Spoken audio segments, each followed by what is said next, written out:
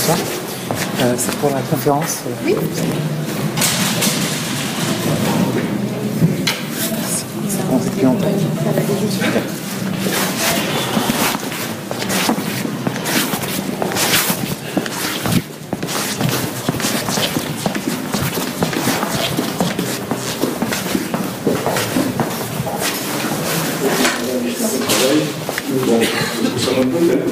Il a fait son travail et était réintégré. Parce que j'ai proposé une porte suite à l'enquête qu'il a menée. Le problème, c'est que les autres salariés, ils étaient dehors et ils étaient licenciés. Donc, je n'ai pas réintégré l'usine, bien sûr. Et les autres salariés ne voulaient pas non plus réintégrer l'usine, vu ce qui se passait, quoi. Donc, le patron ne s'est pas démonté, à l'époque. Il a embauché des intérims. Ces intérims, ces CDD aussi, bon, ils faisaient ça travail, mais disons qu'ils n'étaient pas formés, hein, je ne dis pas qu'on était meilleurs, mais ils n'étaient pas formés. Donc il y a eu plusieurs incidents, et on a fait valoir qu'il n'avait pas le droit de faire travailler ces intérims. Donc lui, il les a embauchés en CDI. Et puis, bon, 4 mois après, il y a eu une explosion à l'usine.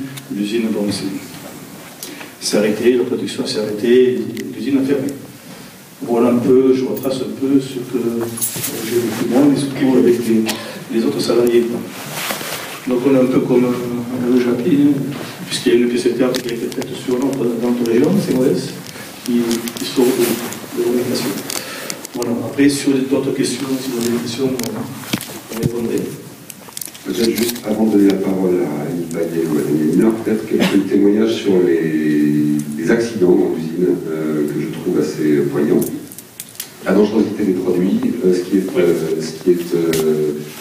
sédimenté derrière l'usine, voilà, peut-être quelques informations là-dessus avant de donner la parole à Annie Payet. Les accidents, pour ma part, j'ai connu, je dois être 10 morts dans l'usine, entre 35 ans de l'eau.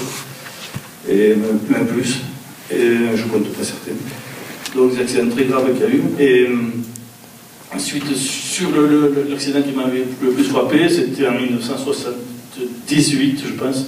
Ça s'est passé au secteur poudre de l'usine, c'est-à-dire on broyait du magnésium, et le magnésium en poussière ou en copeaux, bon, il devient très dangereux. Donc, voilà, ce broyeur, il y a eu une explosion, et il y a eu 2 personnes très gravement touchées à l'époque. D'ailleurs, un qui est décédé 2 jours après. Et ce qui m'avait frappé suite à cet accident, moi je me trouvais pas loin, puisque je travaillais dans un atelier d'entretien. Et cette personne est sortie de son atelier, il est venu vers nous, mais bon, il n'avait plus de pantalon, il était brûlé à 90%, mais bon, apparemment, pour moi, il ne souffrait pas, parce qu'il était tellement brûlé qu'il ne souffrait pas. Bon, ça, c'est l'accident qui m'avait le plus choqué. Et pour les produits les plus dangereux, je citerai le bérium. Le bérium, bon, il y avait d'autres produits hallucinants dangereux, mais pour moi c'était le bérium.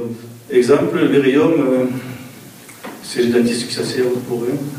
Donc le dosage est très, très restreint et très dangereux. Alors nous, à la fonderie, on l'utilisait parce que c'était un additif pour les alliages, ça permettait de durcir le magnésium. Donc, ce patron, ce Mathieu, ce Canadien, hein, comme il appelait mon avocat le patron voyou, on avait un système pour envoyer le bérium dans les creusets. Il y avait un couvercle sur le creuset pour protéger. Donc, exemple, ce creuset, il faisait quand même entre 10 et 12 tonnes de produit. On montait la température à 700 degrés et on rajoutait ce bérium. On le rajoutait, mais on avait un couvercle qui protégeait. Et ensuite, on avait un tube qui était au-dessus, et on rentrait un fil comme un moulinet, et on envoyait ce bérium automatiquement.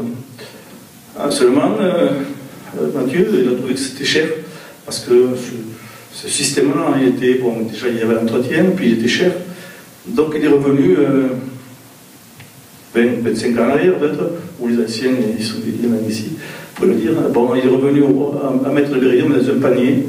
Donc on avait un panier, comme un panier de salade troué. Et on mettait ces morceaux de magnésium, de bérium. C'était des petits lingotins qui faisaient 15 cm, mais à 1%. Mais 1% c'est très dangereux déjà. Donc on mettait ces lingotins dans ce panier, qu'on préchauffait en préalable. Et quand il était assez chaud, on l'introduisait, donc on levait le couvercle. Et puis là, on n'a aucun système de protection. Donc, on envoyait ce panier dans le four, dans ce métal liquide, et puis voilà. Donc, nous, on en prenait parce qu'on est à côté, c'est vrai. Les protections, on en avait, mais pourquoi on ne les mettait pas? Ou très peu, parce que bon, c'était les fours, on était sur ces creusets, la température très haute, on ne pouvait pas supporter ça, quoi. Déjà, bon, on avait le casque, des gants et tout, et si on devait rajouter un masque, c'était fini, quoi. Donc c'est vrai, on ne se protégeait pas. Mais le système, voilà. Pour moi, ce qui m'a marqué le plus, c'est les périodes, c'est vrai. Merci Claude. Je peux ajouter peut-être quelque chose, bien sûr. Puisque c'était surtout le danger pour le magnésium, c'était surtout dans les explosions, comme a dit Claude. Puisque là, il y avait toujours des fils dans l'air, dans la suspension, les impalpables. Dès qu'on avait un outil ou quelque chose qui tombait au sol sur la ferraille, tout de suite ça prenait feu. Donc c'était dangereux parce qu'on pouvait aller toujours sur des explosions. Ensuite, nous avons eu des accidents de chute aussi, des chutes de toit, des chutes d'une certaine hauteur où on a perdu des camarades aussi. Et sur une chargeuse ou sur une zone de travail, il y a un salarié qui s'est fait prendre entre la chargeuse et le rail de sécurité derrière. Voilà. Et ça, c'est arrivé aussi avec des claques et compagnie. Oui, des électrocutions aussi, il y en a eu aussi. Merci. Claude, merci André. Qui veut prendre la parole? Daniel, je ne sais pas.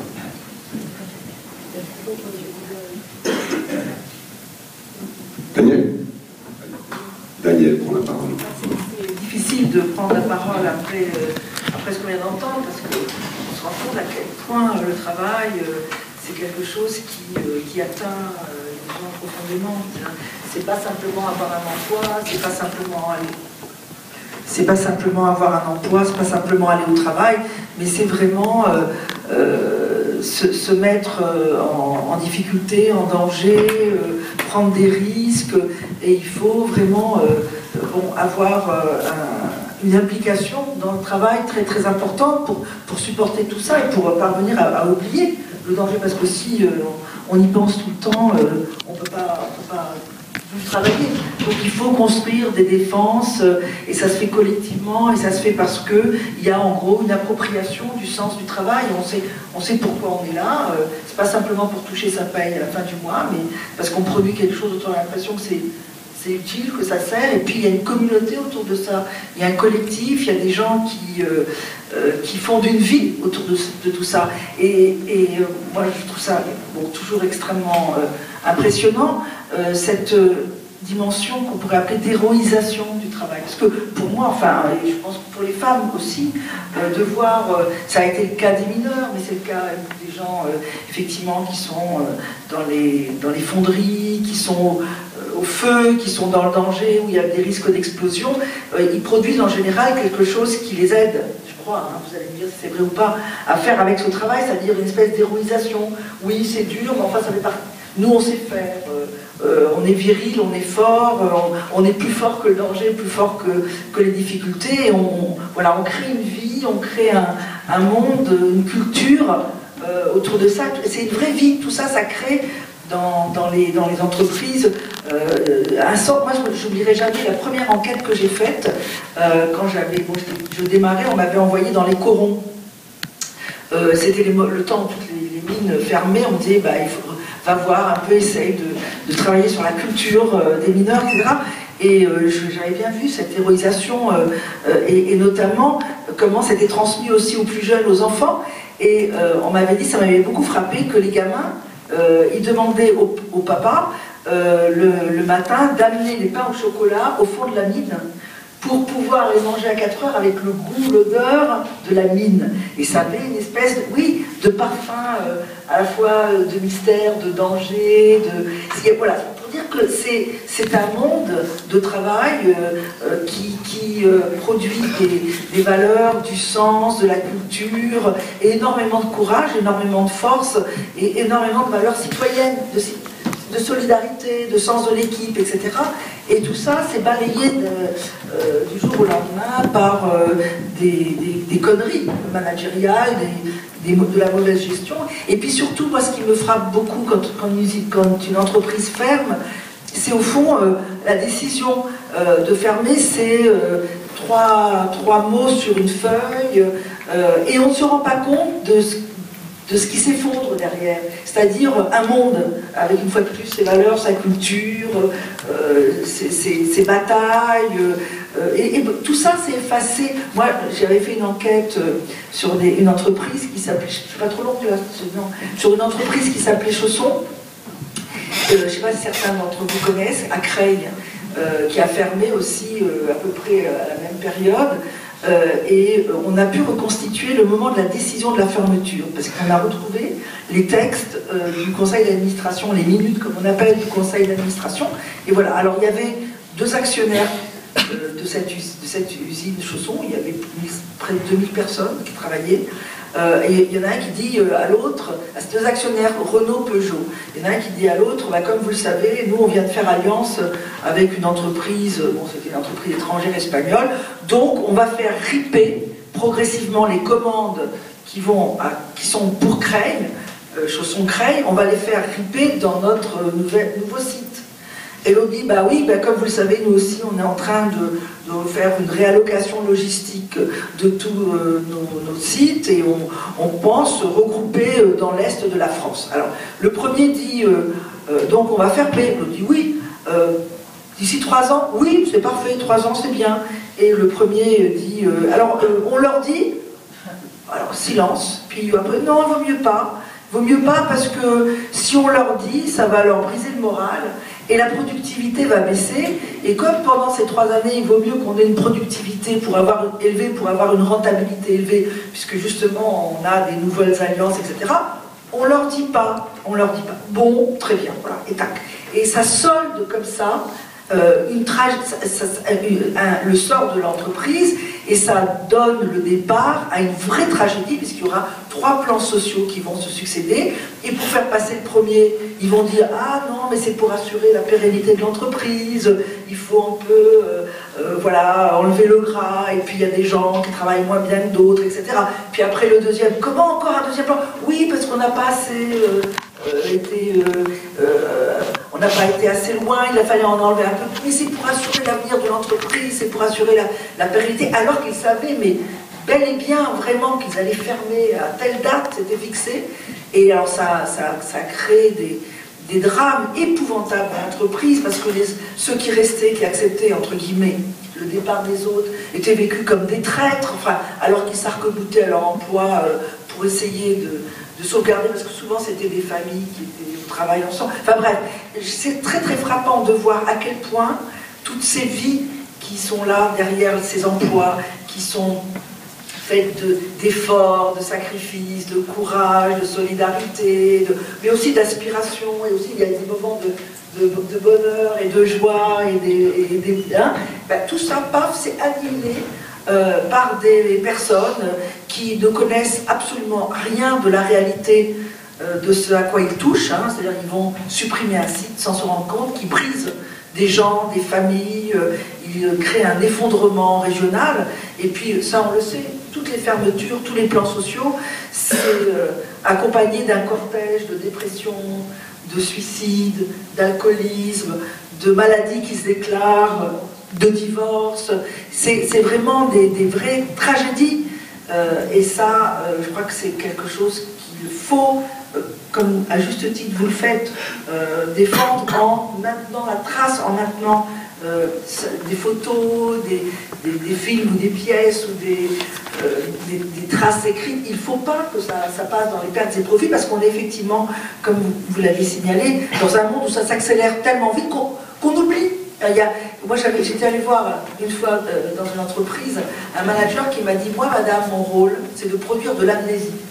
Je suis là pour faire oublier aux gens. » Oui, il m'a dit ça comme ça, c'était à France Télécom, dans les années 95. Mon rôle c'est de produire de l'amnésie. Je dis, ah bon, oui, je suis là pour faire oublier aux gens comment ils travaillaient, leurs valeurs d'antan, parce que tout change tellement vite, il faut que les gens vraiment soient totalement débarrassés de tous les stéréotypes qu'ils ont dans la tête. Et je leur ai dit, mais comment on fait pour produire de la musique? On dit, c'est simple, on secoue le cocotier, on bouge tout le temps tout, voilà. Et on est dans des logiques où on efface et on recommence. Et le problème, c'est que quand on efface des sites, quand on efface des emplois, on efface des gens, on efface des vies, on efface des familles, on efface des vallées, on efface des villages. Et ça, c'est quelque chose qu'il faut effectivement tout le temps avoir à l'esprit. Juste avant de donner la parole à Aline Payet, vous dites à un moment donné, Daniel, ils ne se rendent pas compte, en parlant des dirigeants, de ce qu'ils produisent. Moi, j'ai le sentiment inverse, mais peut-être que je me trompe, qu'il y a un cynisme qui est tout à fait conscient de ce que ça produit. Est-ce que c'est le cas ou pas, ou est-ce que je me trompe quand je dis ça? Alors, je crois que il y a un cynisme, mais qui est un cynisme qui est, disons, nécessaire entre guillemets, pour que ces gens puissent continuer à travailler et se protéger.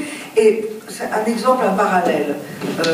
Il y a ce qu'on appelle maintenant les planeurs. Ce sont les gens qui, dans les cabinets d'experts internationaux, mettent au point les procédures, les process, les protocoles, les bonnes pratiques que les salariés doivent impérativement utiliser quand ils travaillent. Et donc c'est une manière de disqualifier l'intelligence professionnelle des salariés. Ils savent rien faire, donc on va tout leur préparer à l'avance. Bon. Et ces salariés, quand ces cadres qui produisent ça, quand ils sont interrogés, ils disent le plus loin on se trouve des gens dont on encadre le travail, de ces métiers, à la fois en termes de proximité géographique, mais aussi de connaissance, le mieux on travaille. Parce que si on commence à prendre en compte ce que ça fait aux gens de leur imposer ce qu'on leur impose, ce que nous leur imposons, à quel point on les bride, à quel point on les met dans des situations d'injonction paradoxale où ils n'en sortent pas, etc. Bon, il vaut mieux qu'on ne sache pas, comme ça on pourra continuer à produire nos procédures, nos protocoles, nos process. Donc il vaut mieux pas savoir. Donc c'est ça. C'est-à-dire que en réalité, ils se disent il vaut mieux pas savoir, mais du coup ils ne savent pas. Et je pense que lorsqu'ils savent, ça les travaille. Parce que ça c'est une autre expérience que j'ai eue une fois. J'étais allée faire une enquête dans une usine où ils disaient qu'ils voulaient éventuellement fermer cette usine. Et nous on était là, on voyait pour essayer de prouver qu'il y avait des savoirs, des savoir-faire, qu'il y avait que ça pouvait continuer. Et puis je voulais absolument interroger le directeur de l'usine, et chaque fois entre midi et 2h, il disparaissait. Et je disais, mais comment ça se fait qu'il n'est jamais là? Qu'est-ce qu'il fait? Quelqu'un m'a dit, vous savez où il va? Tous les midis, il va à l'église, il va prier, parce qu'il n'en peut plus. Alors c'est vrai qu'il y a ça aussi. Alors ça ne veut pas dire qu'il a démissionné, ça ne veut pas dire, mais je crois que c'est un drame qui peut embarquer certains managers dans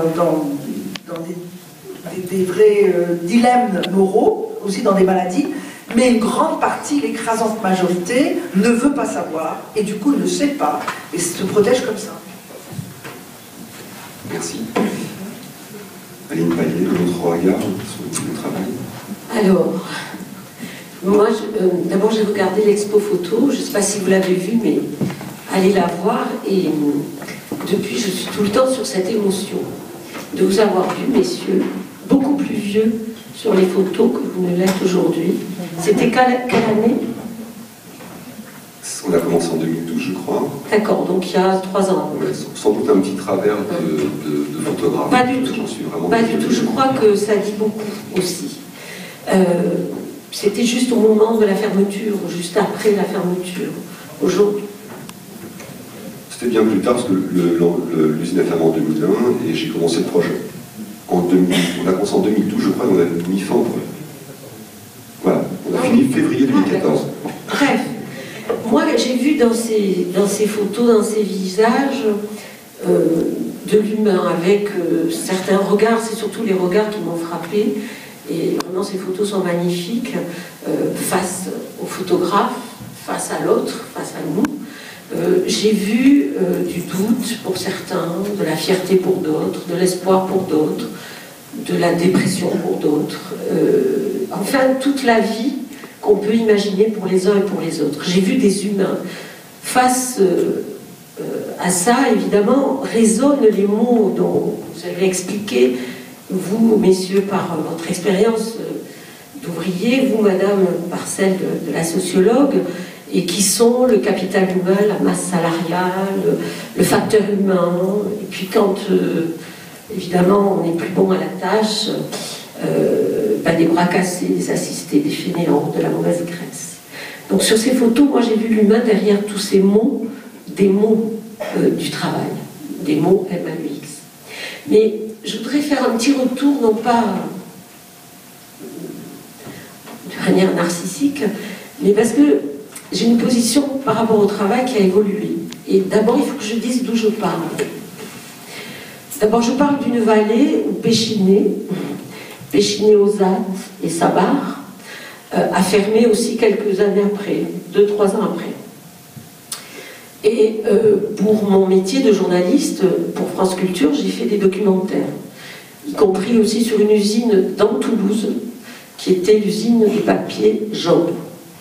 Et comme pour l'alumine chez Péchiné, les Job pour le papier, nous avions là des ouvriers qui produisaient des produits dont ils étaient très fiers, parce qu'ils avaient un savoir-faire assez exceptionnel qu'ils sont allés transmettre quand on leur a volé l'usine, pour les repreneurs, un grand savoir-faire. Donc je viens de cette vallée qui est morte avec, avec Péchiné, avec avant le textile, etc.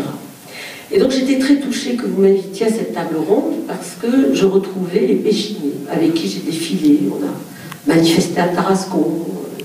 Parce que je suis une journaliste engagée, c'est-à-dire non seulement je rapporte ce que je vois, ce que j'entends, je le partage avec des auditeurs ou des téléspectateurs quand je fais de la télé, mais je suis engagée, c'est-à-dire je n'ai pas un regard de surplomb et je manifestais aussi. Alors pourquoi cette attitude de journaliste engagé? Parce que là d'où je viens du monde ouvrier. Alors mon père était mécanicien, il était issu de l'Hercou, un petit village où il n'y a plus d'habitants aujourd'hui, enfin ils sont 7, dans la Haute-Ariège, à côté de Péchiné. Mon père est mort, il avait 44 ans, en essayant la voiture d'un de ses clients, une Ferrari. Ma mère était coiffeuse, après avoir été prostituée, et est morte à 62 ans, donc elle a cotisé depuis l'âge de 14 ans à la retraite, et elle en a profité avec plein de guillemets 2 ans. Mon frère, qui travaillait à l'usine AZF, à Toulouse, est mort en 98 à l'âge de 46 ans, après avoir été brûlé, puisque c'était aussi de la chimie.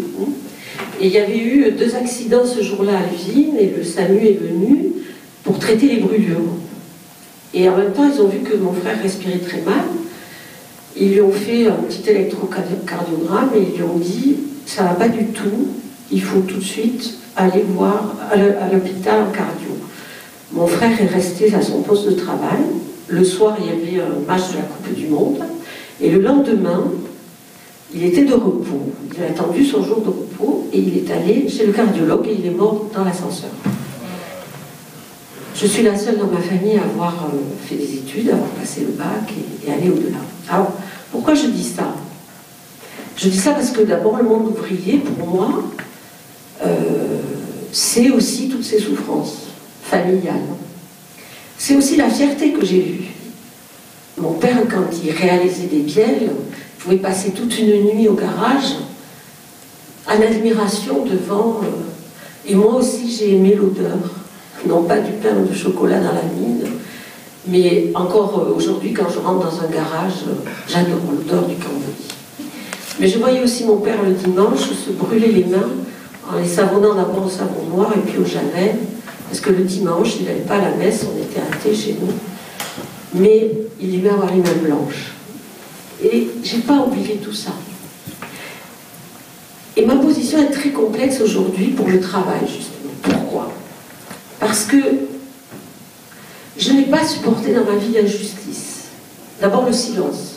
Le silence par rapport à tout ce qui est, tout ce qu'on cache dans les familles et dans les villages. On lave le linge sale en famille, y compris l'inceste et les abus sexuels. Donc le silence, déjà, j'ai jamais supporté le mensonge, la vérité. C'est ça qui a guidé mon métier. Et la deuxième chose, c'est l'injustice. et notamment par rapport à ce que je viens de raconter. J'ai été élevée, j'ai été placée assez jeune, petite, à l'âge de 8 mois, dans une famille de paysans à côté de Toulouse, à Pinsaguet. C'est devenu ma vraie famille. Et ces gens-là, j'ai vu que quand même, ils n'avaient pas tout à fait la même vie, les paysans, par rapport aux ouvriers. Et je crois que là, j'ai commencé à avoir un pas de côté et à pouvoir réfléchir. Mais pendant longtemps, j'étais juste à fleur de peau. Et je voulais témoigner, permettre aux gens de témoigner en étant journaliste.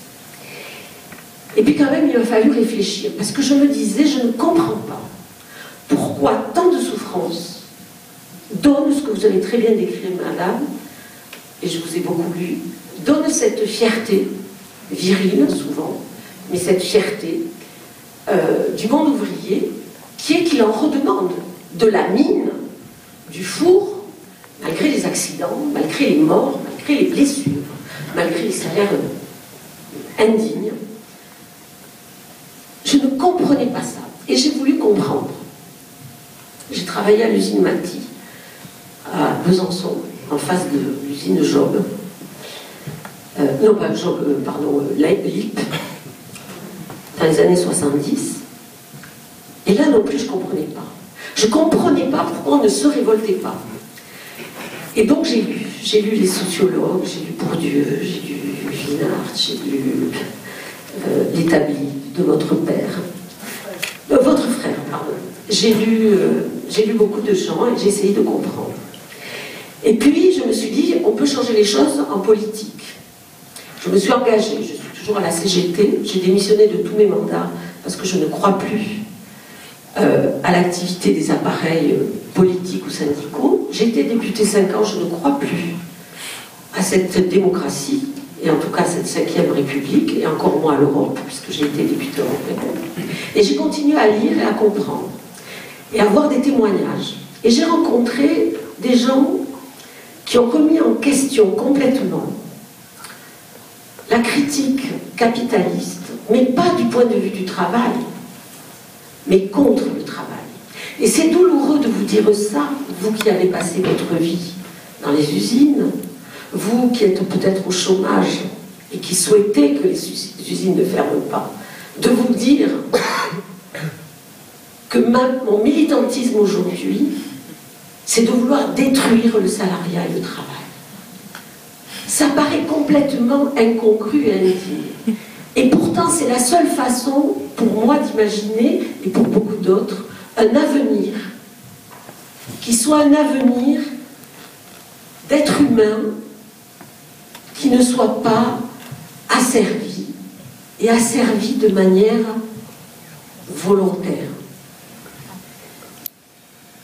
Alors pour ça, il y a un exemple vivant qui à la fois théorise et pratique, c'est la société zapatiste. Et par eux, les zapatistes qui sont des paysans indiens du Chiapas au Mexique, qui créent une société autonome depuis 1994, m'ont fait lire, écoutez bien, eux m'ont fait lire Moshe Postone, grand sociologue, vous connaissez madame, économiste, philosophe de l'économie, qui fait une critique non marxienne de Marx, Kurt, en Allemagne, critique du travail. Et là, j'ai compris qu'on pouvait peut-être se battre, bien sûr pour l'instant en pays capitaliste, pour protéger les ouvriers, pour améliorer leurs conditions et pour défendre des emplois, mais en même temps, pour faire comprendre qu'on peut faire autre chose que ça, et qu'on peut imaginer notre société. Ce qui est compliqué, c'est que le système capitaliste est sans doute un des systèmes les plus pervers de l'histoire. Je dis de l'histoire parce qu'il n'y a pas toujours eu le capitalisme dans l'histoire. On l'oublie. Les capitalistes nous disent que c'est naturel, qu'il n'y a pas d'autre moyen. Mais non, il y avait des sociétés pré-capitalistes. Et il y aura des sociétés, j'espère, et certaines sont en train de se construire post-capitalistes. Mais la perversité de ce système, c'est que c'est de l'auto-oppression. Et c'est surtout que tant qu'on est dedans et qu'on le reconduit, on n'a pas le pouvoir, ni le temps, ni le courage, parce qu'il en faut, d'imaginer un autre type de rapports sociaux et de société. Alors je ne veux pas être trop longue, mais je voudrais bien, après dans le débat, répondre à ça, parce que sans doute ça va vous choquer ce que je dis, de demander la fin du travail et du salariat. Je ne parle pas de l'activité, hein, je parle du salariat, qui est le cœur du capitalisme. Le capitalisme ne tient que par le salariat. Je ne vais pas vous faire un cours, mais je pourrais le résumer, parce que j'ai travaillé tout un été pour résumer le Capital de Marx, grâce à Moshe Boston et Kurz. Mais là, je voudrais juste vous lire un extrait d'un texte de 1906 de Jaurès, pour vous montrer que ce que viennent nous dire nos camarades ici, que nous a montré monsieur, dans ces photos magnifiques, que madame a travaillé à analyser, et que moi j'ai un peu couvert, comme on dit. C'est affreux ce mot de journaliste, couvrir, recouvrir. Souvent le journalisme recouvre la réalité. Bon, j'ai essayé de découvrir un peu plutôt que découvrir ces questions-là. En 1906, le 10 mars, il y a eu une catastrophe minière à Courrières qui a fait 1099 morts. 1099 morts. Je vous signale que tous les jours, il y a des morts sur les chantiers. On n'en parle pas en ce moment. Et on a eu, bien sûr, des révoltes ouvrières terribles à ce moment-là, avec son lot d'occupation, d'explosion de colère, de matériel cassé, etc., etc. Donc on a parlé de violence du monde ouvrier.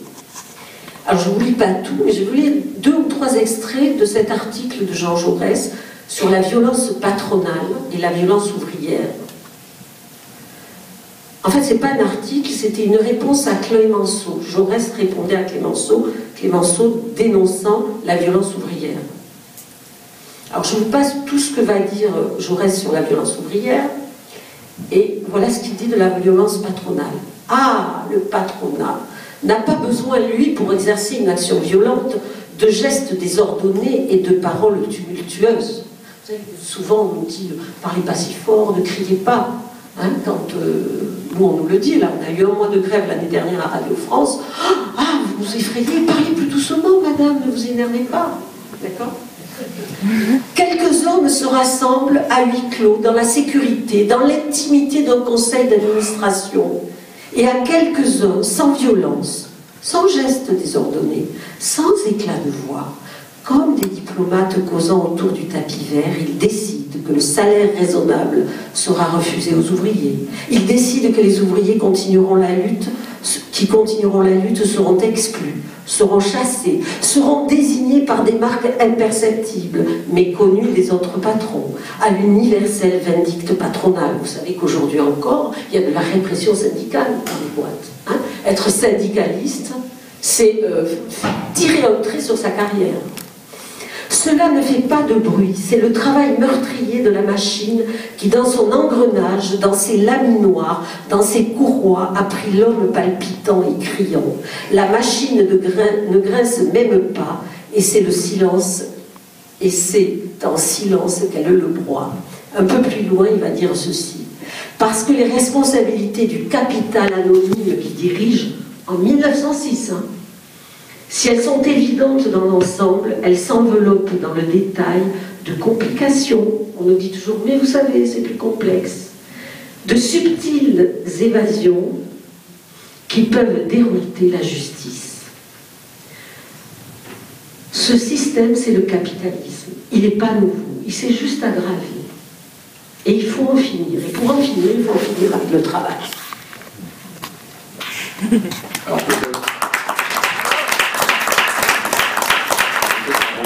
parole à Claude et André, un point de vue peut-être, une réponse sur l'idée d'une abolition du salariat qui mettrait à mal le capitalisme.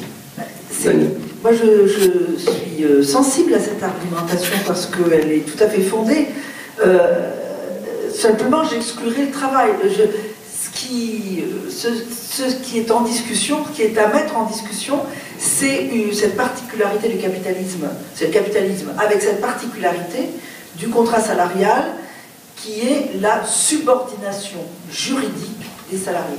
C'est-à-dire qu'on est dans une société où les gens vont de plus en plus longtemps à l'école, où ils ont une ouverture sur le monde, un degré de connaissances extrêmement développé par différents moyens numériques, médiatiques, etc.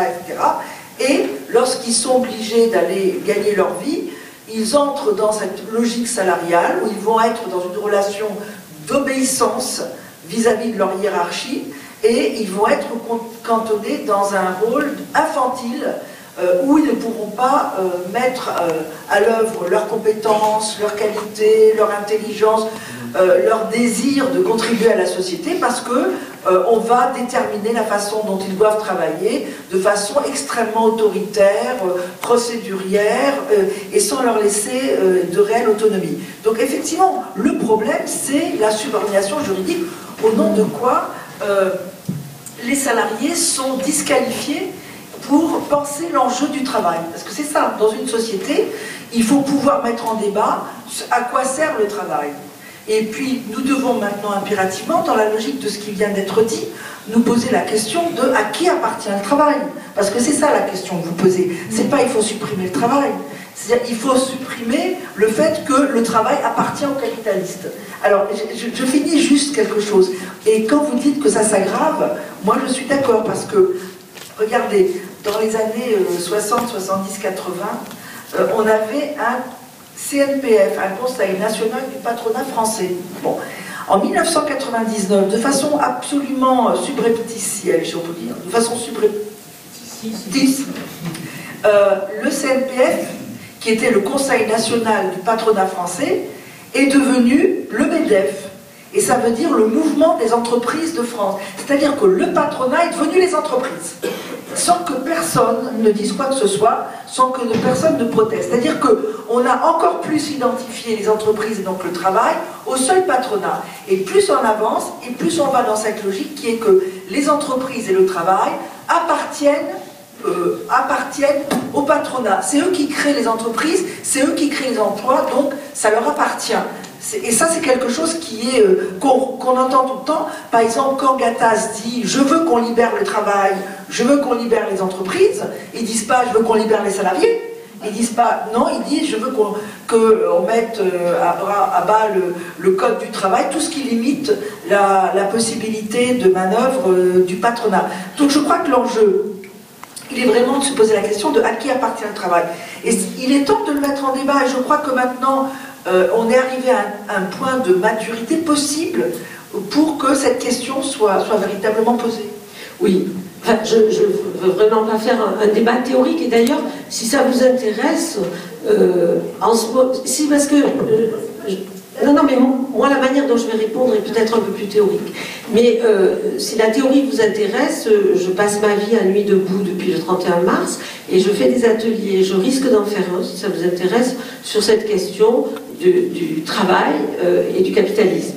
Donc, mais quand même, pour venir à ce que vous dites, en fait, si vous voulez, il faut se mettre d'accord sur le vocabulaire. J'ai dit que je ne parlais pas de l'activité, mais du travail. Or, ce que vous décrivez du CNPF et de son évolution, mais elle est logique, parce que c'est ça que montre Marx, mais c'est fou que... C'est-à-dire que toute la gauche productiviste, malheureusement, les partis communistes, etc., sont encore productivistes, à nier toute cette partie du marxisme. Mais quand vous dites la question est en gros, le sens du travail, pourquoi on travaille et qu'est-ce qu'on produit.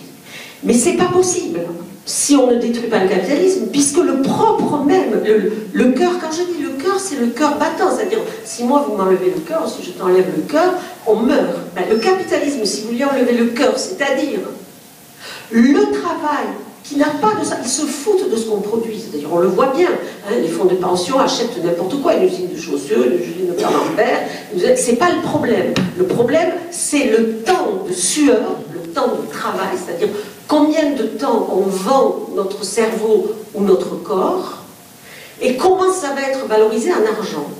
Or, quand le capitalisme fait ça, et c'est de plus en plus, parce que ça c'est, et ça c'est la loi du capitalisme aussi, hyper concentrée, on nie complètement l'autre valeur travail ou emploi, ou activité, activité qui était non pas ce travail abstrait dont je viens de parler, qui est calculé en temps pour donner de l'argent et de ce que Marx va appeler la valeur et le surtravail, mais les besoins.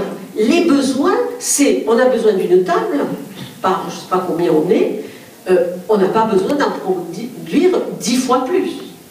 Mais le capitalisme met une fin, à la fin du Moyen-Âge à peu près, totale, une barrière totale entre la production des besoins, qui rejoindrait ce que vous dites, c'est-à-dire retrouver le sens du travail.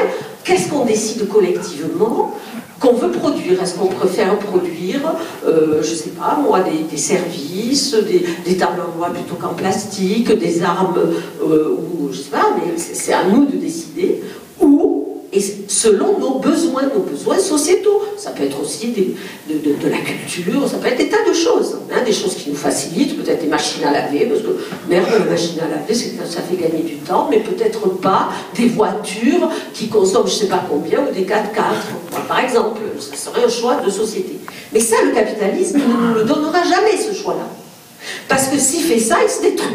C'est pour ça que le travail, cette définition est totalement liée, intrinsèque au capitalisme. Et qu'il faut vraiment déconnecter l'idée de l'activité, qui serait une activité en fonction des besoins que nous aurions décidés. Et là, vous voyez bien que c'est une révolution. C'est-à-dire, est-ce qu'on avait besoin d'alumine? C'est pas sûr. Peut-être que ces messieurs qui ont un savoir-faire extraordinaire, hein, eh bien peut-être qu'ils auraient pu mettre leur savoir-faire à faire des choses qui ne leur foutent pas en l'air les yeux, la peau et les poumons, et notre terre, parce qu'on ne dépollue pas chez nous, à Ozat, là, ils n'ont pas dépollué, quand ils ont fermé, c'est salopard, et on ne peut plus même cultiver, ou même faire une école ou un centre culturel là où il y avait les usines. Donc on pourrait décider que ces messieurs, ou moi, ou toi, on a nos compétences, on les met au service d'autre chose. Je suis sûre que dans votre vie, vous faites autre chose que ce que vous faisiez à l'usine, et que vous avez autant de compétences. Voyez la différence. Et pour ça, il faut oser, mais moi je suis très mal quand je dis ça, c'est pour ça que j'ai fait tout ce long début d'où je venais, parce que j'ai un respect profond pour les travailleurs. Mais en même temps, arrêtons avec ce fétiche, parce que c'est un fétiche, c'est-à-dire c'est déconnecté de la réalité du travail. Je ne sais pas, c'est peut-être un peu théorique, mais si on n'en fait pas un peu de théorie, eh bien ça va continuer longtemps. Or, ça peut être autrement, parce que ça a été autrement, et ça peut être autrement. Voilà, moi c'est tout mon espoir. Je ne sais pas, moi j'ai envie d'entendre vous là-dessus, vous les ouvriers là-dessus.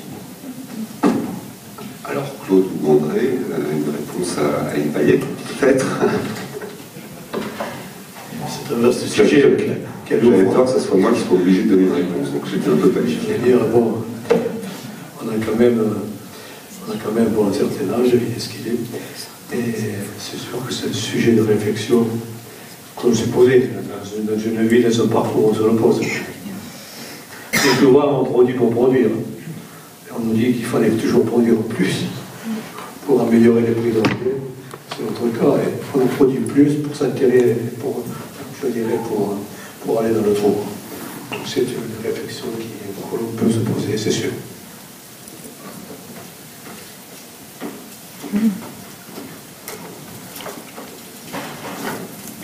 Oui, moi... Un dernier petit mot, Claude, et après on va essayer de passer la parole à la salle. Juste pour rejoindre un peu ce que vous disiez, effectivement, quand on a été délégué, comme moi, comme délégué vôtre, pendant des années, quand on arrive, bon, je suis arrivé à la retraite avec, j'ai fini, comme beaucoup de mes copains, hein, intérimaire, au bas de l'échelle, quel salaire dérisoire, avec 2 enfants encore à l'étude supérieure. Bon, je suis arrivé, ce qui m'a un peu, je dirais, bon, j'ai pris des fonctions, je ne suis pas j'ai pas de carte politique, mais je me suis engagé dans ma commune, un petit village de 480 habitants, je suis maire depuis 2008, et bien, je dirais que les affaires vont bien par rapport à l'usine de Béchine de Marinière. Et pour moi, ça m'a fait du bien, je reconnais. de mettre replonger là, parce que bon, c'est un besoin, c'est un combat de tous les jours. C'est pas le même combat, hein, mais disons, aller chercher des subventions, aller voir les entreprises, travailler pour la commune, maintenir l'école. Pour moi, c'est un autre combat, mais un combat qui nous plaît. Merci Claude pour ce témoignage. Un dernier petit mot de Daniel Linhart, une réponse, et ensuite à vous de poser des questions. Je voudrais dire, moi, je suis tout à fait, intellectuellement d'accord. Le problème, avec ce que vous dites, le problème, c'est que autour de ce travail, tel que vous le définissez, qui est un travail effectivement sali par le capitalisme, c'est que se sont greffées de très belles choses. Mais c'est ça. Il s'est greffé le militantisme, le capitalisme, la solidarité, les luttes, la volonté de bien faire son boulot, des belles choses utiles malgré tout.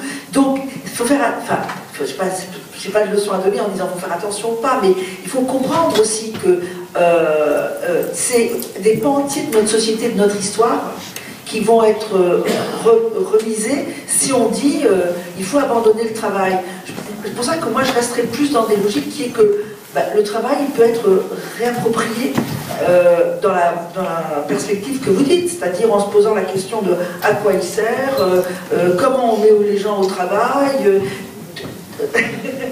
Très court, mais vous avez raison. Mais, après je censure. Ouais, vous avez raison, mais ces belles choses, non mais parce que c'est hyper compliqué et important, ces belles choses que vous dites autour du travail, que j'ai vu, leur savoir-faire, etc., on peut les avoir ailleurs. Mon frère, il faisait de la peinture, de la coiffure, il faisait du sport, et ça, il pouvait le faire ailleurs. Et là, il avait aussi des amis, de la solidarité. Monsieur le trouve dans son activité de maire, vous, je ne sais pas quels sont vos loisirs, ou votre engagement politique, ou associatif. Mais moi, je peux vous dire que les apatistes, ils ont ces joies-là, ils ont ces liens-là, et ils sont fiers de ce qu'ils produisent, mais pas dans la même chose. Donc, c'est pour ça que je parle de fétiche. Mais on a peur de lâcher ça, parce que c'est toute notre belle histoire, et moi aussi, je chante l'international, et moi aussi, je suis avec les ouvriers. Mais je préfère être avec les apatistes qui vont vers un avenir non aliéné, que de défendre l'aliénation, même s'il y a des bons moments, et Dieu sait si j'en ai vécu des bons moments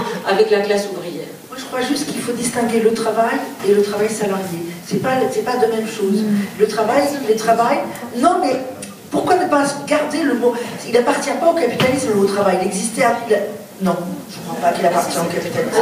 Dans toutes les langues, on ne va pas faire de l'étymologie, mais dans toutes les langues, le mot travail n'existe pas en latin et en grec. Le mot travail a été fondé sur le latin tripalium, qui n'est pas une activité, mais qui est un objet qui servait à torturer les gens. Et quand vous regardez en allemand, quand vous regardez en basque même, c'est un mot qui est arrivé très tardivement, parce que cette activité-là, travail, dans ce qu'elle comporte, n'existait pas. Donc, pour ne pas avoir de confusion, parlons d'activité.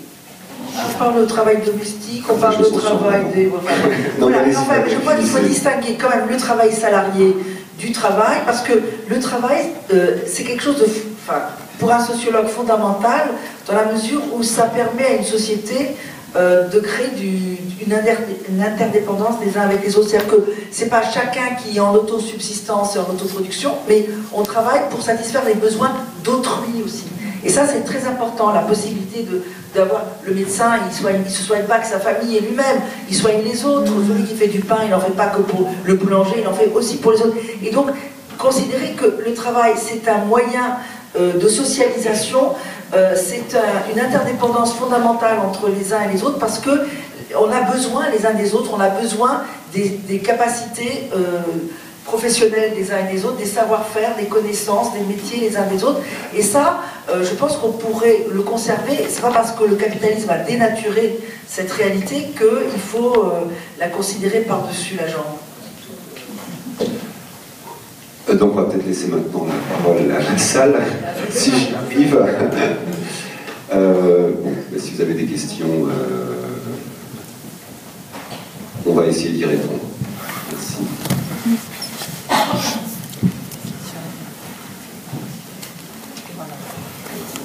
Oui, bonsoir. Tout d'abord, merci beaucoup pour ces témoignages, ils sont vraiment poignants. Merci vraiment beaucoup. Moi, ma question, c'était de savoir quel est votre regard comparatif sur la situation de la jeunesse aujourd'hui, sachant que votre travail a été vraiment dans le dur, et on en a aperçu ce soir. Quel est votre regard comparatif par rapport à la situation de la jeunesse aujourd'hui, à savoir que un pourcentage important de notre jeunesse n'a plus de chemin initiatique dans leur vie, à tel point que quelques-uns parmi eux vont jusqu'à vouloir chercher les extrémismes, et je pense notamment au terrorisme. Donc, par rapport à votre vécu, quel est votre regard là-dessus? Et une petite dernière question, c'est au moment où, c'est surtout pour Claude, quelles étaient les lois à cette époque-là, lorsque le patron changeait les process de travail? Quelles étaient les lois qui vous donnaient possibilité d'avoir un contrôle préalable avant de décider quoi que ce soit? Et quels étaient les moyens pour faire ces contrôles-là? Et merci beaucoup. Qui peut répondre? Claude.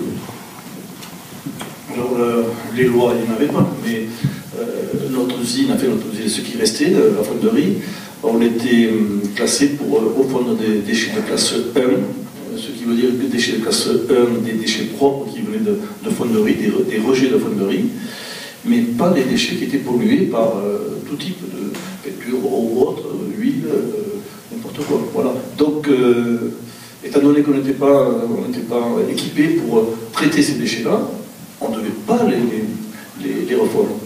Mais le patron de l'époque, lui, il s'est permis le droit de dire on va en faire des essais. Bon, je vois bien à ça parce que c'était son truc.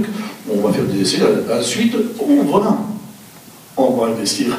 Mais comme un an après, il avait investi 1 centimes d'euros, on a vu très vite qu'on avait la catastrophe. Bon, on a eu des explosions, on a eu des blessés. Hein. J'en ai fait partie comme d'autres collègues. Donc voilà, mais lui, quand je dis que c'était un patron voyou, effectivement, c'était un gros patron voyou. On avait pris 2 avocats à l'époque pour nous défendre. Alors, c'est 2 avocats sur Toulouse, hein, c'était Maître d'Aribert et Maître d'Aljan. Pour les 2, ils avaient défendu, un avait défendu Job, je crois, et l'autre, il avait défendu à Villemur les employés de Molex. Donc, on a essayé de se défendre parce qu'un patron, il a tous les droits, mais il a davantage de droits que le salarié. Exemple, pour ma part, j'ai été licencié le 28 novembre. Malgré que j'étais intégré, bon, je n'ai pas réintégré, bien sûr, je me suis mis en maladie, mais 2 mois après, j'étais convoqué par la sécurité sociale parce que ça n'allait pas, les certificats. Bon, mon docteur, je ne dis pas qu'il était intime, il a vu que j'étais très mal et qu'il y avait danger que je reprenne l'activité de l'usine.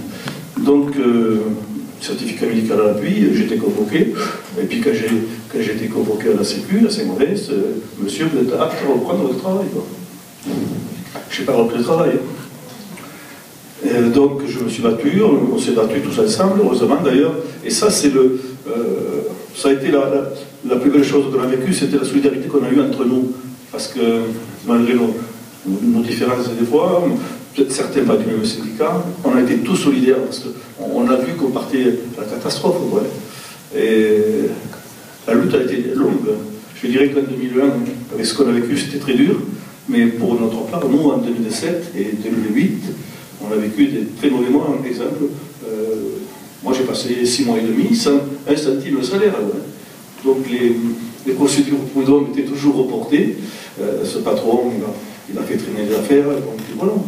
Donc effectivement, pour revenir à ces déchets, à ces procédures, on n'avait pas le droit de refondre. Mais il faut prouver. Donc, chose qu'on a fait, quand on a déposé à l'inspection du travail, à la TRIS, quand on a déposé ce dossier qui était complet avec, je veux dire, toutes les questions et des photos à l'appui, que j'ai d'ailleurs, j'ai la clé là, hein, donc, je peux vous montrer les photos à l'appui. Mais voilà, le problème c'est que ça dure. Le problème c'est qu'avant qu'on ait des réponses, avant que la DRIL vienne sur le terrain, il fallait qu'il se passe quelque chose. Ce qui s'est passé, c'est que le patron m'a licencié. Et après, bon, Je veux dire, indirectement, l'usine a fermé parce qu'on avait un patron voyant, qui avait tous les droits. La destruction du salarié, c'était psychologique. Hein. Quand il venait à l'usine, depuis le 19 octobre, quand on a déposé ce dossier, il a eu, bien sûr, le même dossier dans son bureau le même jour. Hein. On n'a pas manqué. Mais bon, je savais que mes jours étaient comptés comme d'autres salariés. Mais il fallait faire quelque chose. Donc ensuite, il m'a dit, ici, c'est... Alors, il tapait, hein, un Canadien avec son accent canadien, québécois. Il tapait, ça se m'est resté ici. Dans sa poche, ici, c'est moi qui paye. Le portail, là-bas. OK. Alors, il dit OK. Ici, on est en France. OK. Voilà, donc ça s'est tendu, ça a duré plus de mois. Hein. Il venait la nuit, que j'étais chez l'équipe pour essayer de me trouver des fautes. Bon, il n'a pas trouvé. Après, un patron, il peut trouver tout ce qu'il veut comme faute. Hein. Donc voilà. Si j'ai répondu à votre question.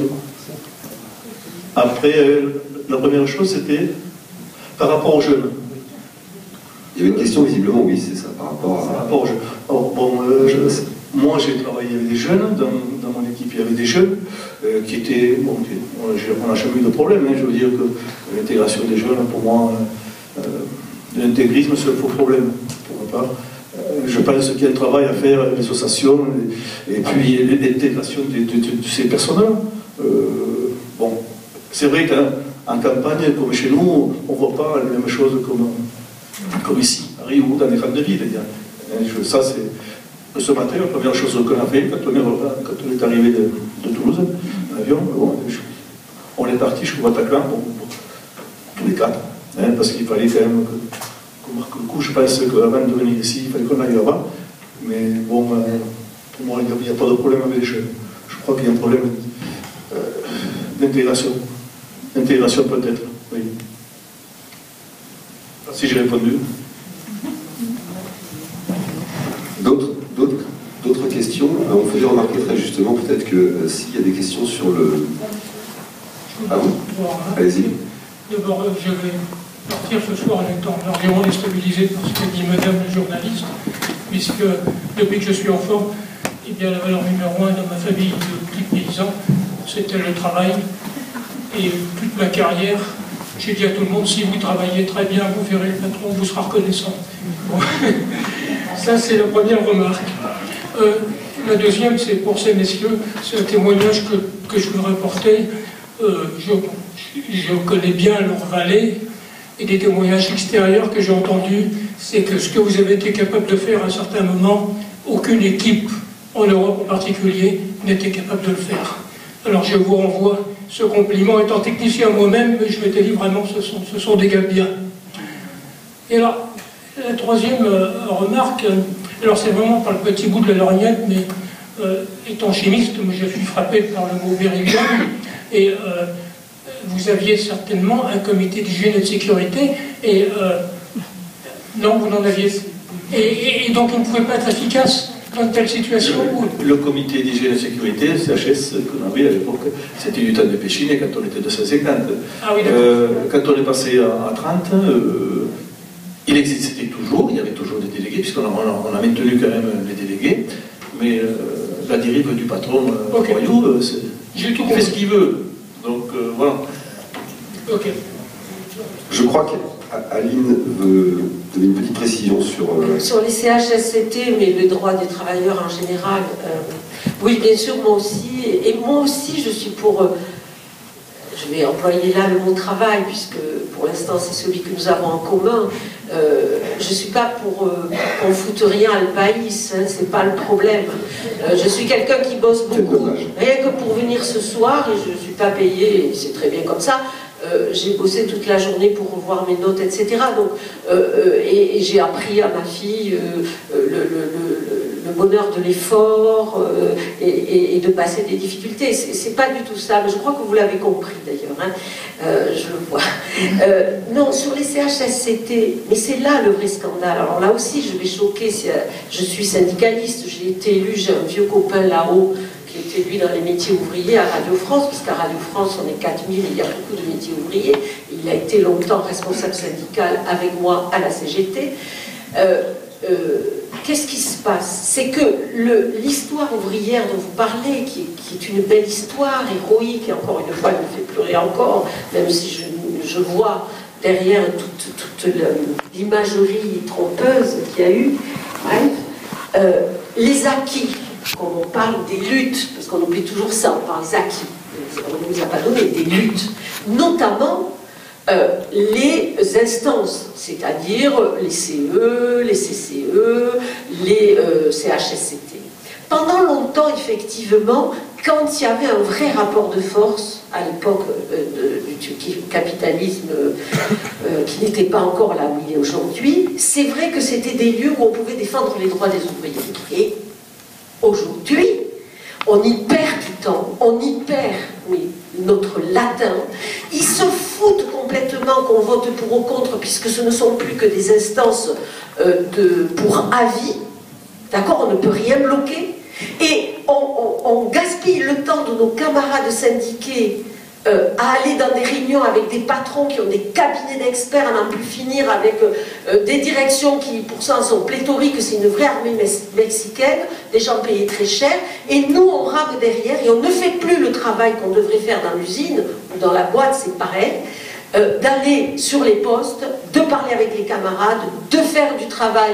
Aussi, tu l'as dit, tu as parlé du CE, des lieux de culture populaire, politique et de culture tout court. On ne peut plus faire ça parce qu'on est pris dans ces instances. Et la seule qui a un peu de pouvoir encore, la seule, c'est le CHSCT, mais c'est un pouvoir très limité. Je vais vous dire un exemple. Il y a 3 ans, on nous a livré une partie des travaux de Radio France. Ça fait 12 ans qu'on est en travaux, on en a encore pour 12 ans. Vous voyez la folie. Alors, il n'y a pas d'argent pour payer les émissions et les reporters et les journalistes, mais il y a de l'argent pour faire des travaux pharaoniques.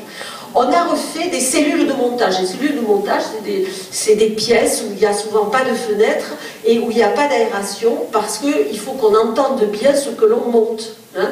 Donc il ne faut pas de bruit, de parasites, comme dans les studios. On a refait les cellules toutes neuves. On les a occupées pour travailler. Et les gens sortaient de là en pleurant, en toussant, en ayant des malaises, etc. Donc nous, on alerte le CHSCT, on dit, il y a un problème dans les cellules. Non, c'est neuf, ouvrez les portes, parce qu'il n'y a pas de fenêtre, ouvrez les portes, d'accord, et ça continue. On nous a refusé, le médecin du travail qui chez nous est dans la boîte, et qui est vendu au patron. Je le dis, elle pourrait être là, j'en ai rien à foutre. Elle est vendue au patron, elle est dans la boîte, hein, la médecin du travail. Elle a dit non, il n'y a pas de problème. Donc, on a fait venir un expert de la ville de Paris, de l'air, qui a vu qu'il y avait des formaldéhydes à un taux qui dépassait de 200 ou 300%, ce qui était autorisé par l'OMS. Eh bien, malgré ça, il a fallu que les gens qui travaillent dans ces cellules prennent le droit de retrait, parce que la direction ne nous a pas autorisé à ne pas aller travailler dans ces cellules. Et c'est par le droit de retrait, c'est-à-dire une grève sur le tas tout de suite, c'est-à-dire non, je sors parce que là je vais me trouver mal et j'ai un cancer au cou, j'arrête de travailler. Voyez le peu de pouvoir de ces instances, le peu de pouvoir de ces instances. Et on est une boîte de 4000, alors que dire quand on est 30, ou quand on est dans le commerce, 2.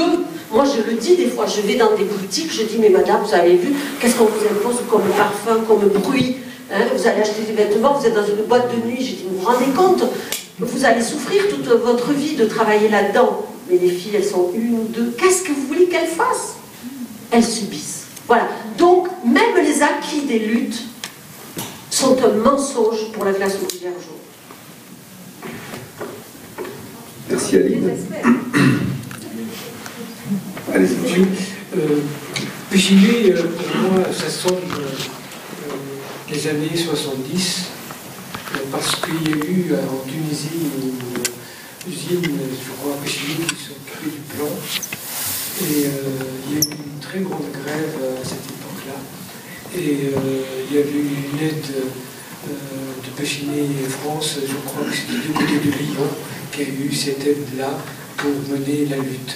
Donc, je ne sais pas si c'est le même Pechiney en question ou c'est une autre, mais moi, ça me rappelle ça.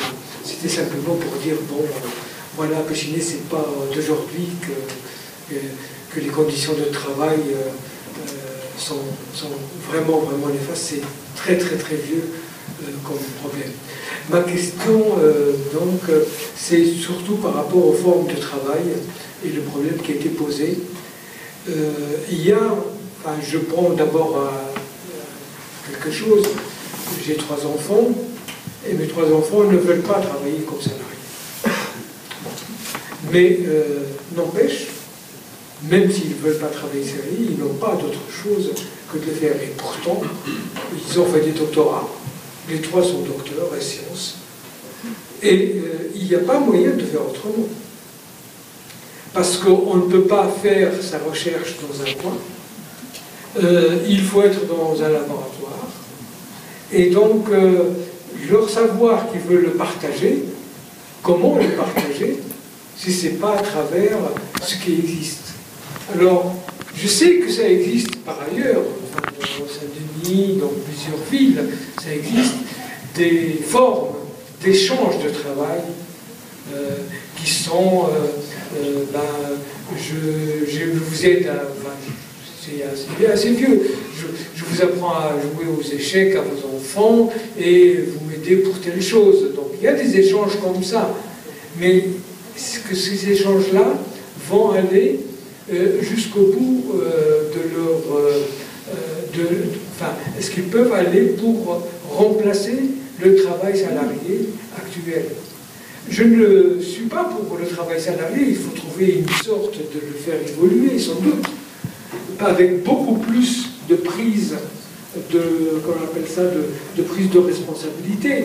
Et cette, enfin, pas seulement pour les comme ça s'appelle actuellement, on pense aux lanceurs d'alerte, je crois, ou quelque chose comme ça, mais même par rapport à un travailleur ordinaire, il a à se dire par rapport à ce qu'il fait. C'est pas simplement le lanceur d'alerte. Le droit de réserve, ce doit être quelque chose de écrit et de, comment ça s'appelle, institué, comme il existe quelque part pour certaines fonctions, il faudrait qu'il soit aussi par ailleurs. Mais dire que les échanges de savoir et des échanges réciproques de savoir et de fournitures partagées de savoir, ça peut être une solution pour la totalité de la société. Je ne sais pas comment y arriver et je ne sais pas si c'est faisable. Parce que de temps en temps, lorsque j'ai besoin, je donne un exemple, lorsque j'ai besoin d'une table, s'il faut que j'attende pendant 4 mois ou 5 mois pour savoir qui pourrait donner son temps pour trouver et me faire la table, alors que j'en ai besoin tout de suite, ça ne va pas. Donc, il y a peut-être des freins intrinsèques à cet échange-là de savoir et d'activité, et qui pose le problème d'une autre activité, c'est-à-dire d'une activité peut-être salariée, différemment salariée, mais d'une activité qui est indépendante du moment et du besoin immédiat qu'on peut avoir. Qui veut répondre? Y avait-il une question ou ça m'a peut-être échappé? Alors je donne... Alors peut-être la parole à peut-être non Excusez-moi, juste une petite réponse de Daniel Linhart et après... Ah, vous voulez répondre à cette question? Ça en fait partie, on tire des... D'accord, allez-y, je vous en prie. Vous répondez à tout le monde. Moi, je pense que les choses dont on a surtout besoin, c'est du respect, de la dignité, de la reconnaissance, ce qui est différent de la gratification. En général, c'est ce qu'on nous donne quand on a le pouvoir. On nous habitue à être gratifiés. Et c'est parfois peut-être ce qu'on confond avec ce mot fierté qui est très important, être fier de soi, avoir l'estime de soi, avoir confiance en soi. Mais parfois, hélas, cela repose un peu trop sur le fait qu'on nous accorde une gratification. C'est un peu ça le rôle des patrons et des chefs. Qu'une sociologue du travail s'inquiète de la disparition du mot travail, je le comprends, ça veut dire qu'elle disparaîtrait aussi. Donc quelque part, c'est une mise en abîme, si vous me permettez quand même. Monsieur dit qu'il a besoin d'une table. Moi, je pense qu'il y a plein de tables qui existent partout, qui ne sont pas utilisées. Après, c'est est-ce que vous voulez votre table telle que vous la souhaitez, ou est-ce qu'en regardant autour de soi, en fait, on voit que se développent aussi beaucoup d'endroits qui sont des lieux d'échange, au lieu de jeter, au lieu de racheter. Il existe des moyens, parfois peut-être, de trouver à côté des choses dont on n'a plus besoin et dont on peut faire profiter les autres. Voilà, il y a une chose, un mot en tout cas qu'on n'a pas encore prononcé, qui rejoint la problématique d'Aline Payet, qui est le revenu minimum de base, qui est une des choses qu'on me renvoie actuellement, parce qu'on est quand même dans une actualité forte, hein, le droit au travail ou le droit du travail, je pense que c'est pas la même chose, la loi dite El Khomri, qui nous bouscule et qui fait que chaque jour, en France, dans de nombreuses villes, des gens quand même se rassemblent, se réunissent, débattent, discutent autrement. Donc je trouve que ce mot travail, justement, et le fait qu'on ait l'impression qu'on nous spolie de nos droits, ça a quand même fait bouger des choses. Pourtant, bien avant déjà, l'état d'urgence, la déchéance de nationalité, tout ça, c'était des sujets qui étaient très inquiétants, mais c'est pourtant sur cette loi droit au travail qu'il y a des mouvements différents qui se sont mis en mouvement. Donc ce revenu minimum de base, on nous dit qu'il serait possible sans justement avoir besoin pour autant d'être au travail, d'avoir un travail. Alors l'inquiétude c'est l'argent, oui, mais vous vous rendez compte, on va donner de l'argent à des gens, des feignants, qui du coup ne feront plus rien puisqu'ils vont avoir de l'argent. Ce que je ne crois pas, puisque je pense qu'on a tous, ça a déjà été dit, par militantisme, par des activités diverses et variées, on peut être au service d'un intérêt général sans que ça passe forcément par une entreprise, voilà. Donc c'est des choses que je voulais apporter comme ça. Alors je vais laisser Daniel intervenir. Après, peut-être qu'il serait intéressant, sans vouloir jouer les censeurs, c'est de... Ok, Aline interviendra après. Peut-être de se recentrer sur l'idée de ce débat qui était se tuer à la tâche. Et peut-être que le travail photographique qui est montré et les ouvriers de l'usine Péchinet qui sont là aujourd'hui peuvent en parler largement. Et peut-être que c'est intéressant aussi peut-être d'éviter de rentrer dans des complexités. J'imagine très bien, Daniel va répondre bien entendu, et Aline aussi. Mais peut-être des choses plus concrètes sur c'est quoi travailler peut-être, et c'est quoi travailler durement ou pas. Hein, est-ce qu'on doit passer sa vie, gagner sa vie pour la perdre finalement, perdre sa vie, exactement, excusez-moi, la phrase m'avait échappé. Donc peut-être que ça serait intéressant aussi de revenir et de recentrer un peu le débat sur cette idée que j'ai vraiment pas le sentiment de faire le même travail qu'André, que Claude, que Georges.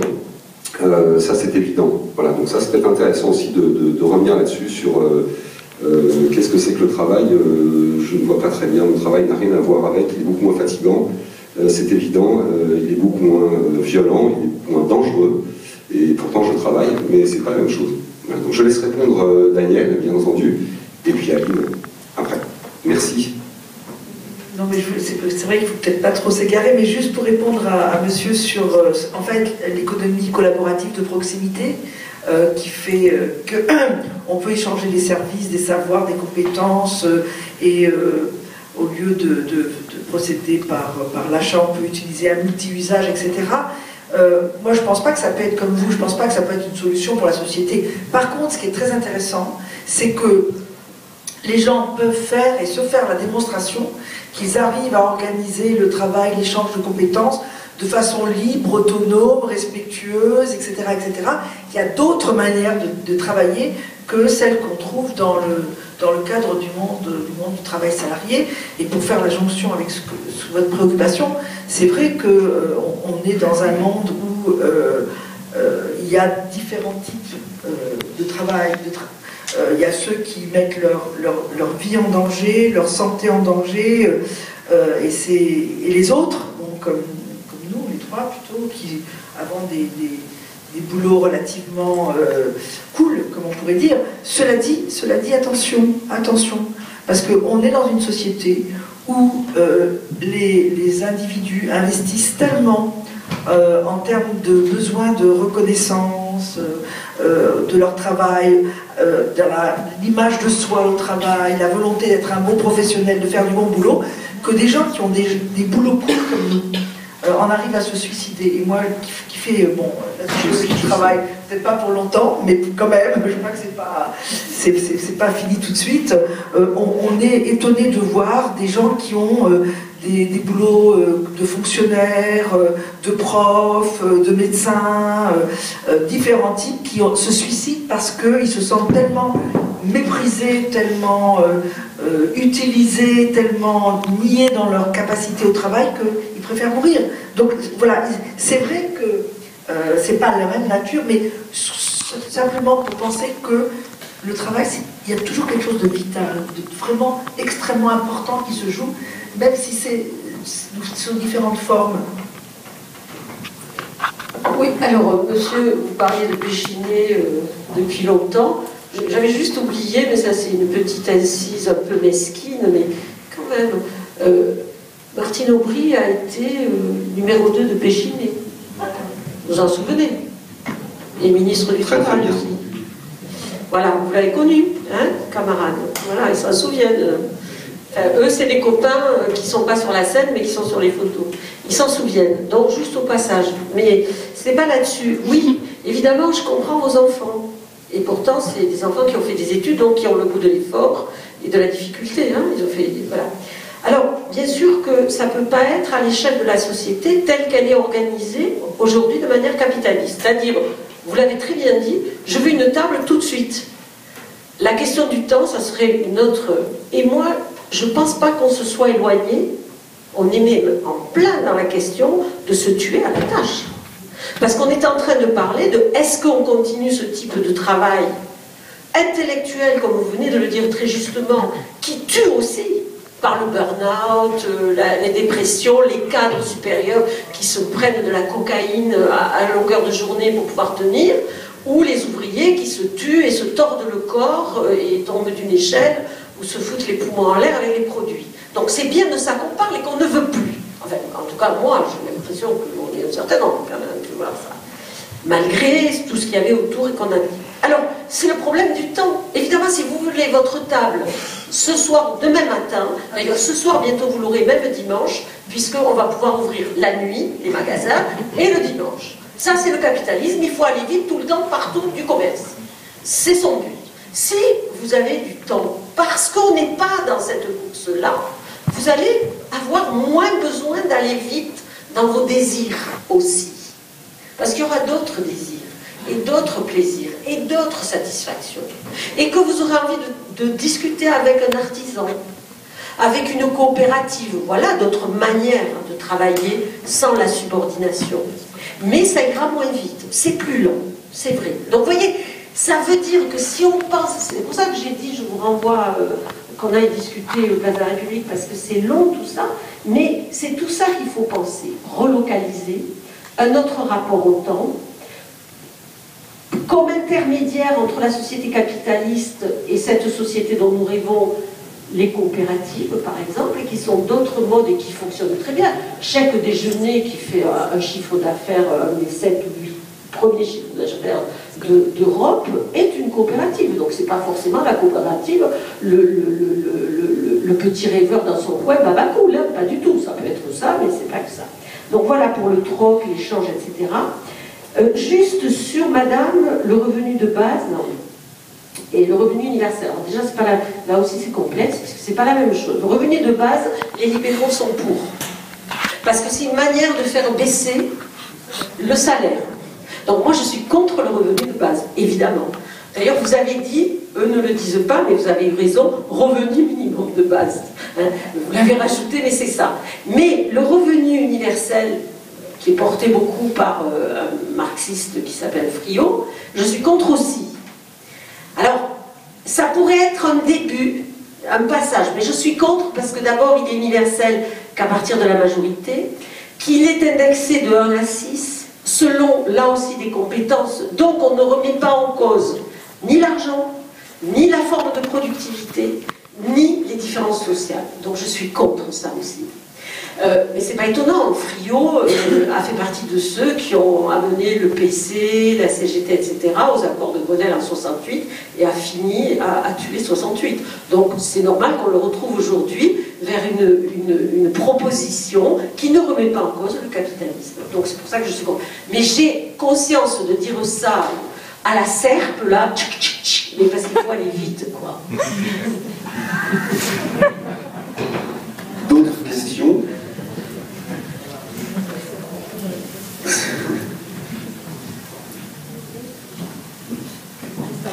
Mais eux aussi peuvent répondre à ce qu'ils disent. Mais bien sûr qu'ils peuvent répondre. Et surtout d'ailleurs.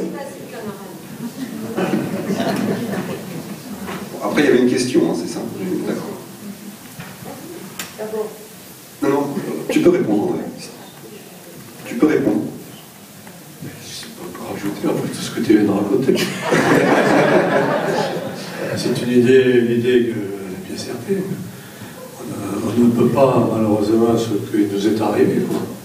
Vous savez, annoncer à un veuve que son mari est décédé, c'est quelque chose de pénible, vous savez. Et ça, malheureusement, on l'a connu. Ça a nourri au travail. D'ailleurs, c'est peut-être ce qui nous a motivés aussi au travers de ce local du CE. On a fait une stèle, justement.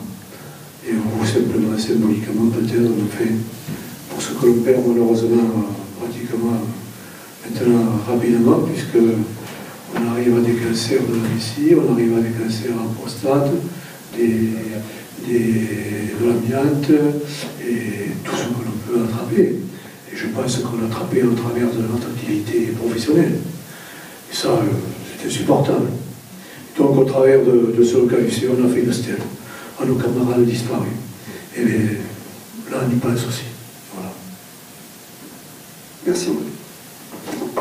Oui, alors justement, ma question portait sur ce local. À quelle destination vous pensez, si vous obtenez le jugement en votre faveur?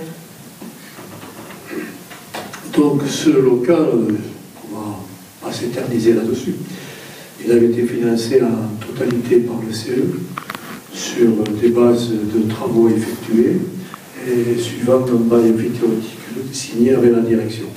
Donc j'étais un des signataires à l'époque pour la partie salariale, puisque ma fonction de secrétaire du CE m'avait donné donc le pouvoir de mes camarades pour le faire. Donc si cela nous revient un jour, eh bien, il faudra sûrement se le rapproprier dans d'autres fonctions et en se réservant pour ceux qui sont encore là une partie pour nos activités qui pourront continuer, puisque nous avons encore un peu un bon paquet qui pourrait la faire vivre au travers de la culture et je dirais, des aides que l'on pourrait apporter à nos copains et à d'autres, bien sûr, à la vallée, sur leur point de vue, je dirais, de tout ce qu'ils peuvent rencontrer dans leur après-vie professionnelle. Voilà. Parce que moi aussi, j'ai toujours été un peu dans le juridique, puisque je suis conseiller prud'homme depuis les années 82, donc je suis encore aujourd'hui un peu en activité. J'ai une activité aussi bonne de maire d'une petite commune, de 45 habitants, mais enfin bon, on a de quoi faire. Donc on a passé notre vie au service des autres et on ne s'en plaît pas, on aime ça aussi.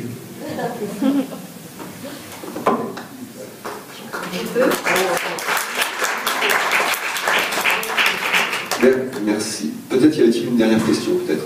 C'est plutôt à vous que ça va s'adresser, s'il vous plaît, pour votre travail photographique. Oui. Déjà, encore une fois, si vous ne l'avez pas vu, il faut vraiment aller le voir, c'est extrêmement saisissant. Merci. Et je voudrais vous demander si vous avez donné quelques consignes. Par exemple, ne vous rasez pas pendant quelques jours, ne souriez pas, je ne sais pas. Non, alors il n'y avait pas de maquilleur ni de coiffeur ou de coiffeuse. Non, il n'y avait rien de tout ça. En fait, l'idée, c'était quand j'ai pensé ce sujet au niveau des portraits, évidemment, quand on est photographe, on réfléchit à quel angle d'attaque. J'aurais pu partir par exemple en disant je vais faire des portraits sur fond blanc, mais ça me paraissait, comme par exemple Richard Avedon, mais ça me semblait avoir une connotation un peu trop publicitaire. Et je me suis dit, je parlerai des poses après, hein, mais sur le fond noir, l'idée c'était que je voulais que ces portraits apparaissent, que ce soit comme une apparition. Et l'idée d'une apparition et d'une disparition aussi. Voilà, ce noir, ces gens qui rentrent quelque part et qui sortent. Donc le noir, ça m'a paru être le choix le plus judicieux pour ce que je voulais faire, en tout cas pour traiter ce sujet-là.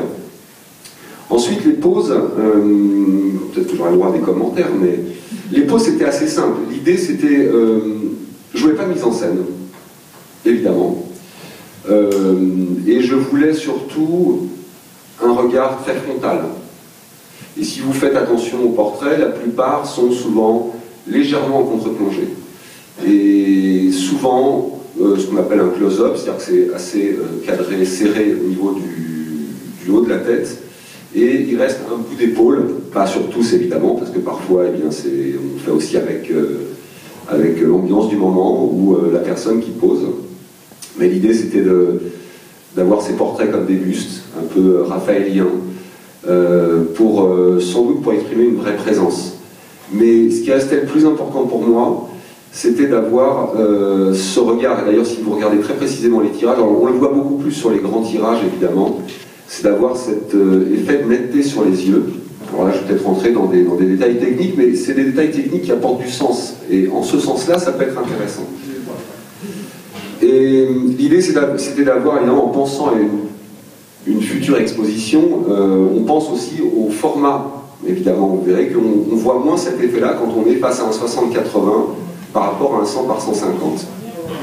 Et donc l'idée c'était vraiment d'avoir cette netteté sur les yeux, ce regard, parce que j'avais imaginé que si je voulais montrer le visage du travail, alors il fallait aussi se confronter à ça, et que le spectateur aussi, c'est pour ça que j'imagine que parfois même j'arrive encore à être ému quand je vois certains visages. Et du coup c'était cette frontalité, moi j'ai eu cette frontalité en tant que photographe qui faisait les prises de vue, et je voulais aussi que le spectateur ait cette frontalité, sans doute un peu dure, je reconnais. Mais c'est comme ça que je suis parti. Voilà. J'aurais pu prendre un autre angle d'attaque, mais ça me semblait cohérent. Ça me semblait cohérent par rapport à ce projet de portrait. Alors après, il y a évidemment eu un travail, je n'ai vraiment pas rentré dans les détails techniques, ça n'a vraiment aucun intérêt, même moi ça me fatigue, sur le traitement évidemment des images après. J'ai fait beaucoup de recherches. Voilà. C'est pas quand je fais un portrait, ça ne dure pas. C'est pas j'ai fait une image, je la mets sur mon ordinateur et c'est bon.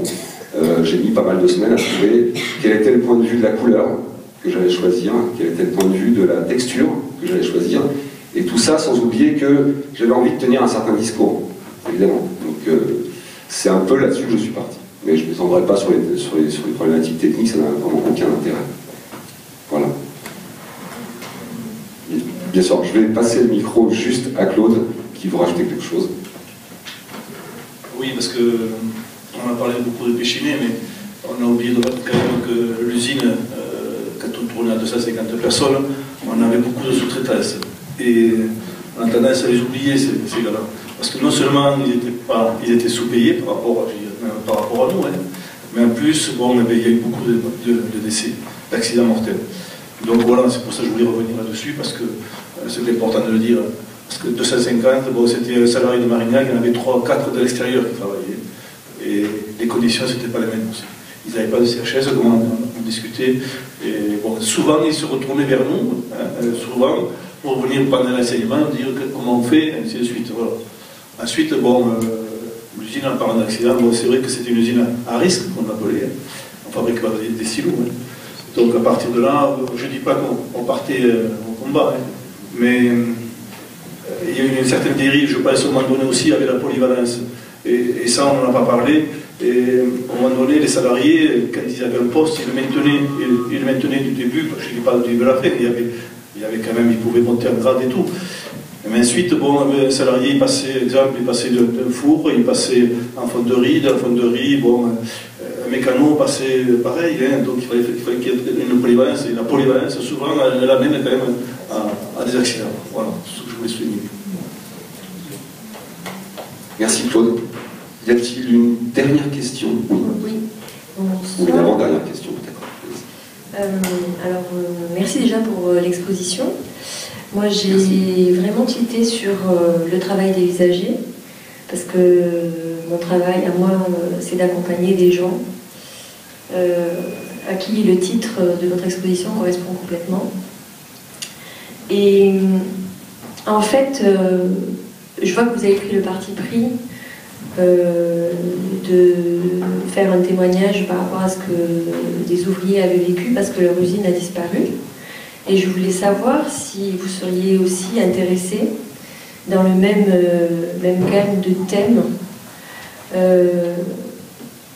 à témoigner, en tout cas, de personnes qui ont été aussi dévisagées par leur travail. Et parce que, de mon point de vue à moi, on est un peu tous concernés, on n'est pas tous des ouvriers. Et mes clients, je les vois tous les jours.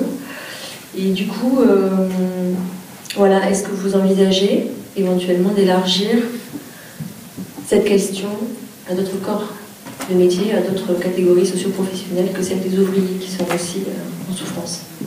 Oui, tout à fait. C'est moi, ma problématique, elle devient maintenant, en tout cas, depuis un certain nombre d'années, de travailler sur le travail précisément, sur les conditions de travail, sur ce que fait le travail, sur les corps. Alors après, on pourrait... ça serait un peu long. C'est vrai que quand on est photographe, on a quelques obligations parfois, et je ne me vois pas travailler hors du portrait, par exemple. Je n'ai pas du tout envie de faire des natures mortes, quand même ça parle du travail, par exemple.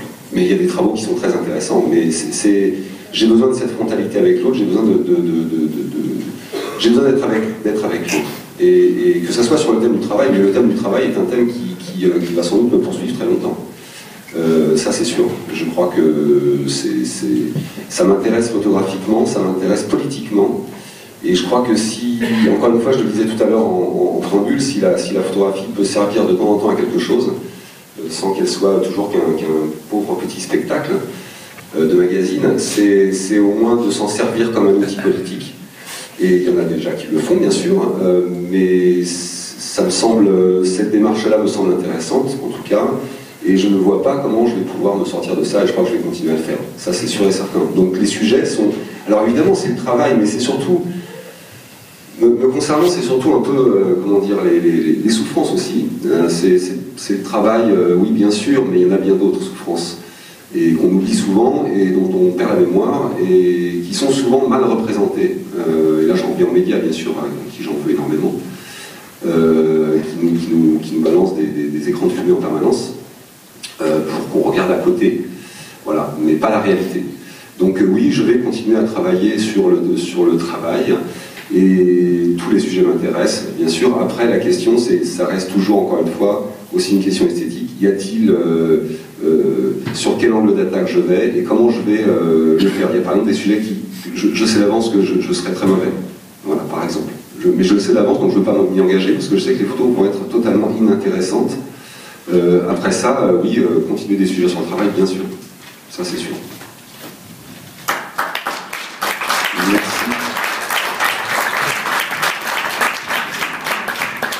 Merci d'être venu ce soir. Je vous invite évidemment pour ceux qui n'ont pas vu l'exposition, aller la voir. Je crois que... Et puis en discuter après. Et merci. Alors il y a André qui va dire un dernier mot, et après évidemment je lancerai les remerciements. Moi aussi, donc je pense qu'il faut vous remercier pour nous avoir, je dirais, un peu supporter dans ce combat, qui sont ce que l'on a pu faire. Et au travers de je dirais, notre histoire aussi, il y a donc un camarade qui a écrit une pièce, Meurtre d'usine dans les Pyrénées. Alors je ne sais pas si elle est produite par ici ou pas, mais peut-être que si elle vous intéresse, on pourrait peut-être la programmer ici. Ma foi, c'est un beau spectacle aussi. Pour l'avoir vu, je vous confirme que c'est très drôle. Vraiment, en plus. Je voulais donc juste remercier évidemment la Maison des Métallos d'avoir soutenu ce projet d'exposition photographique.